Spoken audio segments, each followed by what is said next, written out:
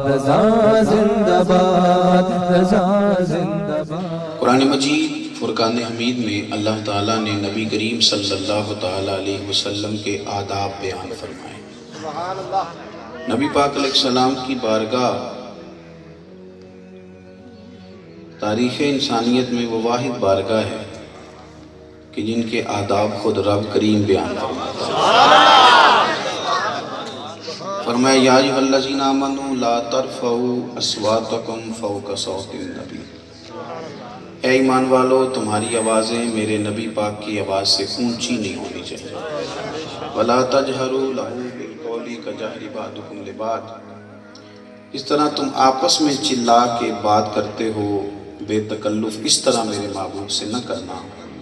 أَن تَحْبَطَ أَعْمَالُكُمْ، تمہارے سارے اعمال ضائع کر دیے جائیں گے۔ وَأَنْتُمْ لَا تَشْعُرُونَ، اور تمہیں پتہ بھی نہیں چلے گا۔ ادب جو ہوتا ہے نا، یہ آدمی کو خوبصورت بنا دیتا ہے۔ انسان بادب آدمی دائروں کے اندر بند ہوتا ہے۔ جو بے ادب لوگ ہوتے ہیں ان کا کوئی دائرہ ہی نہیں ہوتا، نہ بولنے کا، نہ دیکھنے کا، نہ سوچنے کا۔ ادب والا آدمی سوچتا بھی ایک حد تک ہے، دیکھتا بھی ایک حد تک ہے، اور اپنی حیثیت سے باہر بات بھی نہیں کرتا۔ اسی ادب کو عاجزی کا نام بھی آپ دے سکتے ہیں، تواضع کا نام بھی آپ دے سکتے ہیں، اسی کو آپ خوف خدا کے دائرے میں بھی لا سکتے ہیں۔ بے ادب لوگ جو ہوتے ہیں وہ بے حد ہو جاتے ہیں۔ ہمارے ہاں یہ ہوا ہے کہ لوگوں نے بے باکی کے نام پر بے ادبی کو پروموٹ کیا۔ ادب معاشرے میں امن پیدا کرتا ہے، سکون پیدا کرتا ہے، بے ادبی بے چینی اور بے قراری پیدا کرتی ہے۔ آپ روز خدمت کریں ماں باپ کی، لیکن ایک دن اگر آپ کے منہ سے سخت لفظ نکل گئے نا ابا جی کے لیے کہ ابا جی دور بدل گیا ہے، آپ کیا مجھے سمجھاتے رہتے ہیں ہر وقت، تو وہ ساری رات ابا بیچارہ رو کے گزار دیتا ہے۔ اسے محسوس ہوتا ہے میری تو کمائی اجڑ گئی۔ اماں بیچاری لڑائی ہو رہی تھی اماں کی اور بیوی کی، تو اس نے آ کے کہہ دیا کہ اماں چل بیوی تو میری جس طرح کی ہے، اماں تو بھی نہیں سیانی، تو بھی جذباتی ہے۔ تو ماں کو نا وہ ساری راتیں یاد آ جاتی ہیں جو اس نے اس کے لیے جاگ کے گزاری ہوتی ہے، اور اسے ساری ماریں یاد آ جاتی ہیں جو اس نے اس بیٹے کے لیے کھائی، اور محسوس ہوتا ہے کہ میں نا واپس آ گئی ہوں، ریورس گیئر لگ گیا۔ بے ادبی آپ ایک دن کر لیں، روز نہیں، تو وہ ایک دن کی بے ادبی بھی ماں باپ کو بے چین کر دیتی، لیکن اماں انتظار کر رہی تھی کہ میری بیٹی نے کوئی 20-25 ہزار مانگ لیا ہے، بیٹی غریب ہے، اب بیٹے سے کیسے کہوں گی، وہ بھی تو بیچارہ غریب ہے، محنت کرتا ہے، اس کے بھی بچے، اتنی طاقت نہیں اس کے پاس کہ وہ بہن کو دے سکے۔ اماں سارا دن منصوبہ بناتی رہی کہ بیٹی کا صبح فون آیا تھا، اماں تھوڑے پیسے چاہیے، سارا دن پلان کرتی رہی پتر آئے گا کیسے کہوں گی، اس غریب کو کس طرح مجبور کروں گی، وہ پہلے ہی بڑا پریشان ہے۔ سارا دن اماں منصوبہ بناتی رہی، پتر شام کو گھر آیا تو اماں نے کہا بیٹے میرا دل تو نہیں چاہتا، میں تیرے حالات اور تیرے اخراجات اور تیرے وسائل سے آگاہ ہوں، پر پتر وہ تیری بہن غریبی نے 20-25 ہزار کا سوال کیا تو کرنا کیا ہے۔ تو پتر نے پتہ کیا کیا، اس نے اٹھ کے نہ ذرا آگے بڑھا، اماں کا ہاتھ پکڑ کے چوما، اس نے کہا ماں تو ڈر ڈر کے بات کیوں کرتی ہے، تم پیسوں کی بات کرتی ہے، میری جان بھی تیرے حکم پہ حاضر ہے۔ آپ کسی پیر صاحب کی مٹھی میں دیں گے نا 5,000 کے، دعا کریں تو وہ بھی رٹی رٹائی کر دیں گے، میں نہیں کہتا نہیں کرتے، لیکن ایک پکی کیسٹ ہے سب کے لیے چل جاتی ہے۔ لیکن اماں کو آپ نے یہ کہہ دیا، ادب کر دیا، اب آپ آ کے سو گئے، لیکن وہ ساری رات روتی رہی اور دعائیں مانگتی رہی، اللہ اس کو خیر کرتا۔ جب آپ ادب کرتے ہیں نا، آپ پی ایچ ڈی کر گئے، ایم فل کر گئے، پھر ایک بہت بڑی جاب آپ کو ملی، بہت بڑے بزنس مین ہو گئے، اللہ تعالیٰ نے آپ کو بہت بڑی گاڑی دے دی، پجاروں میں آپ بیٹھے، 1.25 کروڑ 1.5 کروڑ کی گاڑی تھی، آپ گزر رہے تھے پگڈنڈی سے، فٹ پاتھ سے، آپ کے میٹرک کے ٹیچر جو میٹرک پی ٹی سی تھے اور آپ کو پرائمری میں پڑھایا کرتے تھے، 1 دونی دونی تو 2 دونی، وہ آپ کو نظر آ گئے کہیں، وہ آپ کو نظر آ گئے جو پڑھاتے تھے کہ الف انار اور بے بکری، پرائمری کے ٹیچر. آپ کی تعلیم اب پی ایچ ڈی ہے. وہ استاد جو ہیں وہ آپ کی میٹرک پی ٹی سی ہیں.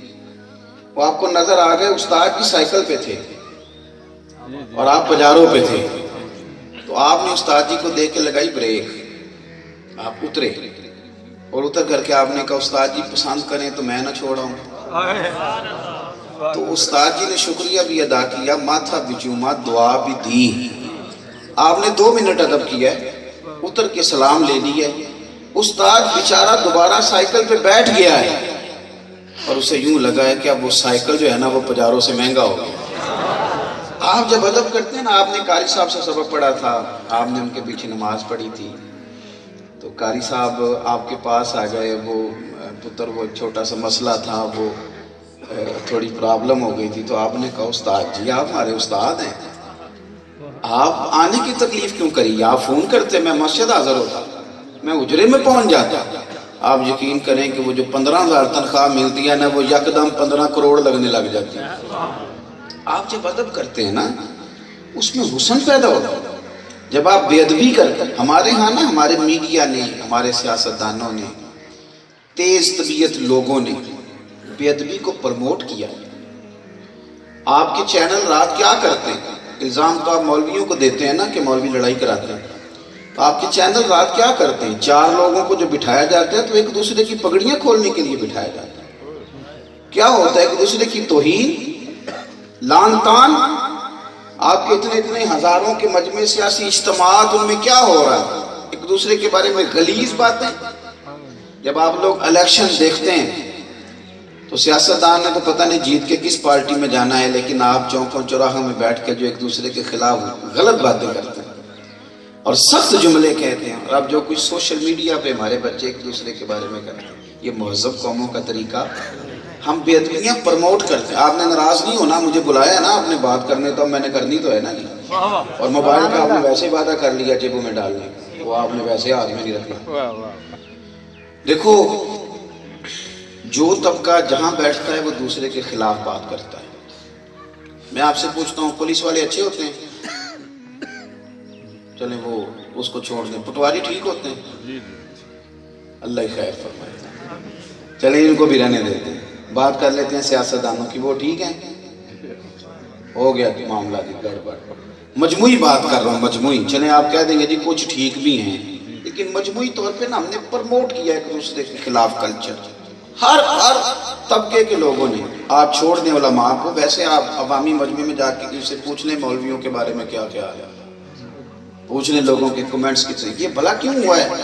اور پھر یہاں مذہبی سٹیجوں پر ایک تو یہ تھا کہ, اور ہر اسٹیج پر, یہاں مذہبی سٹیج پہ آپ آ جائیں, یہاں پروموٹ کیا جاتا ہے باقاعدہ. نعت خوانوں کے خلاف مہم چلائی گئی. میں بڑی شدت سے رد کرتا ہوں پیسے پہلے مانگنے والوں کا اور یہ سارا کچھ کرنے والوں کا, لیکن سوال یہ ہے کہ توہین تو نہ کریں, کسی تضحیق تو نہیں نہ کریں. آپ ہم نے بیٹھ کے توہین شروع کر دی ہے, ہم ایک دوسرے کی غیبتیں کرتے ہیں. یہ جی صرف جی مقرر ہے جی اور میں مفتی اعظم ہوں, یہ نہ کریں. اگر مقرر خالی ہونا کوئی اتنی بڑی بات, تقریر کی کوئی ضرورت نہ تھی, تو پھر بتائیے نا غوث اعظم کی خواب میں آ کے مدینے والے محبوب نے کیوں کہا تھا کہ تقریر کیا کر, کیوں کہا تھا خطاب کیا کر. اور پھر حضور غوث اعظم نے جب عذر بھی پیش کیا کہ حضور میں کیسے خطاب کروں عربیوں میں اجمی, تو فرمایا منہ کھولنا, خطاب تیرا نہیں ہوگا, میں 7 دفعہ لعاب دہن دیتا ہوں, اس کے اندر طاقت میری شامل ہو جائے گی. آپ ایک دوسرے کو قبول کریں, ایک دوسرے کے بارے میں. اور یہ رویے محفلوں میں نہیں, جلسوں میں نہیں, اسپیکروں پہ نہیں. اسپیکروں پہ تو, محفلوں میں تو ساری محفلیں شامل کر رہا ہوں, سیاسی بھی, سماجی بھی, فلاحی. جب ہم ایک دوسرے کے ساتھ بیٹھتے ہیں تو اس میں تعریفیں نہیں ہوتی, خوش آمدیں ہوتی. تعریف وہ ہوتی ہے جو کسی کے پیچھے ہوتی ہے. تعریف وہ ہوتی ہے جو تنہائی میں, آپ گاڑی میں جو آپ کومنٹس کرتے ہیں نا, وہ تعریف ہوتی ہے. سامنے تو میرا بھائی کون کسی کو برا کہہ سکتے, اتنی ضرورت ہی کوئی نہیں کسی کی, کیسے کوئی کہے گا. آپ ایک دوسرے کے بارے میں ادب کا لب و لہجہ, پیار کا انداز,